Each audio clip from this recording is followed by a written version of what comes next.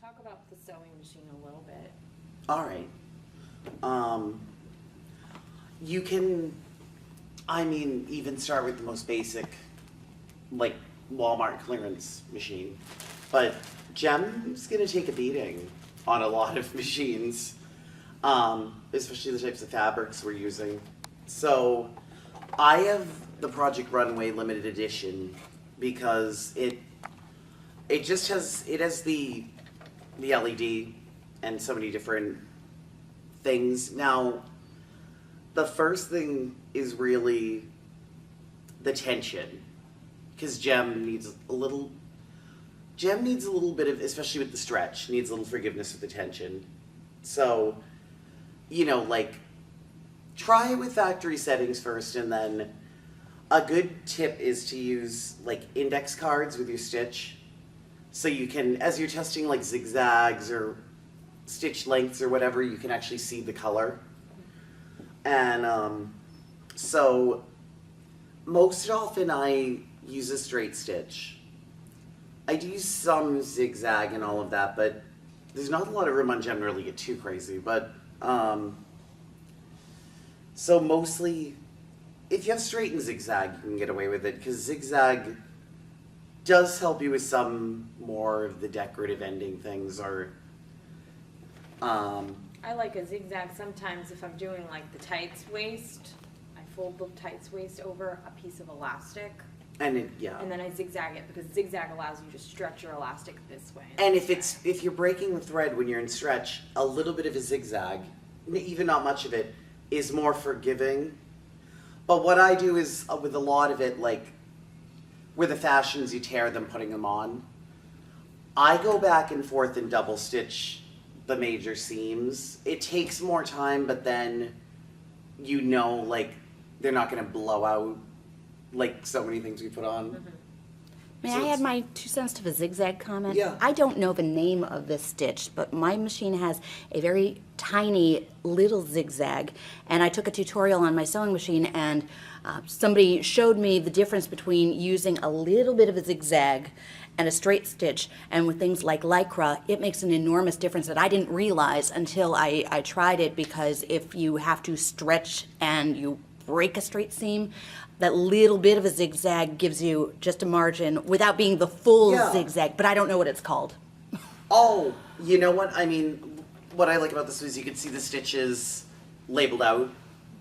And then what you do is, why I test them, when you're going to commit to a stitch, how I faked my serge on the edge of the skirts, because chiffon will be the death of you. It will fray, and so that's what I call faking a serge, is a trick that I use. And the thing is, I do use a zigzag and I adjust it, so it's kind of I can do that a little black thread, but just so you can see, because Does everybody want to maybe pull their chair close to see the machine stuff? You're welcome to do so. Come on up. this is not a commonly known thing. This is the poor man's serge. This is great though. This is a good tip. So what I Does everybody know do. what serge is? You want to explain that, just so they got the idea? Do we know what a serge, or just It's someone? like the edging of the chiffon. So you see how the chiffon is something that frays and is crazy. And if you put it on Jem and you're playing, if it's like a child and they're playing with Jem, taking the outfit on and off, that's going to be frayed in cobweb. And this is just a way to finish the edge all the way around. All right, so I just put it on ordinary zigzag, which, like the rest of them, has numbers. It comes out. My plug. This usually just sits in one place. Really?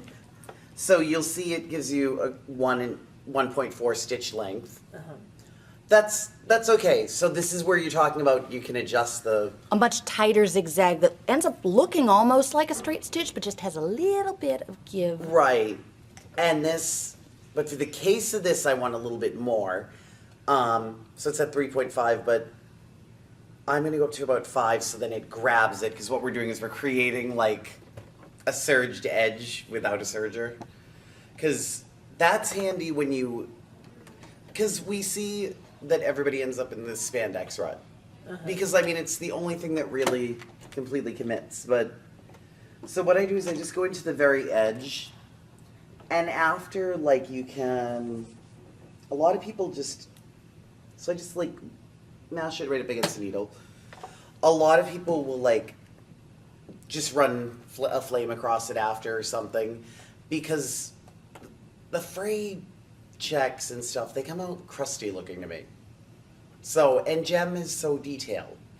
So, but, you know, have adult supervision if you're going to use fire. But, all right, so I widen the zigzag just a little bit.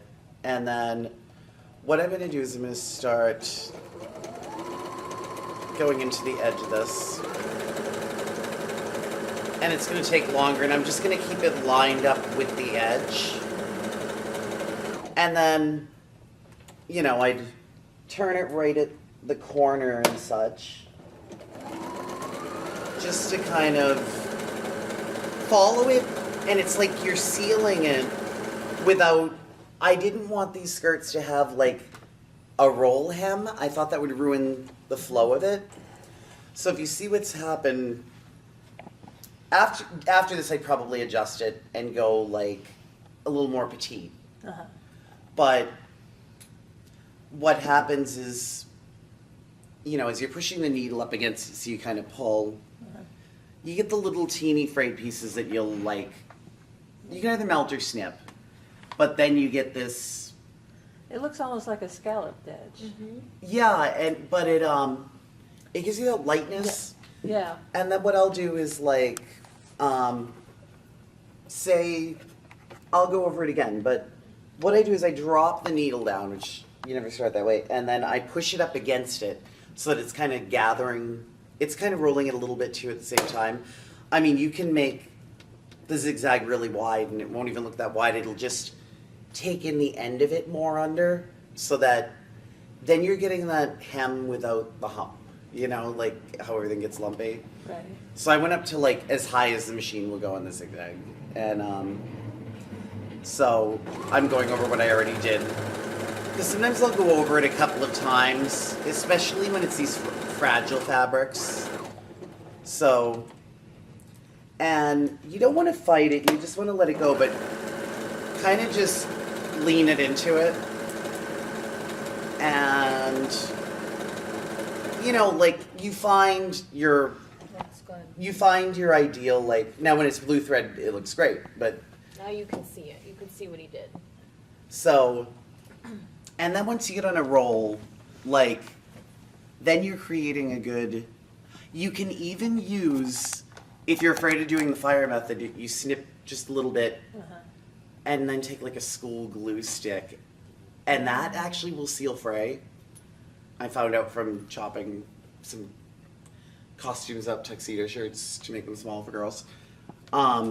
So the thing is, when that's blue, and I've adjusted my settings the way I want them, then you get that, like you saw with your fashions, the cleaner edge. Really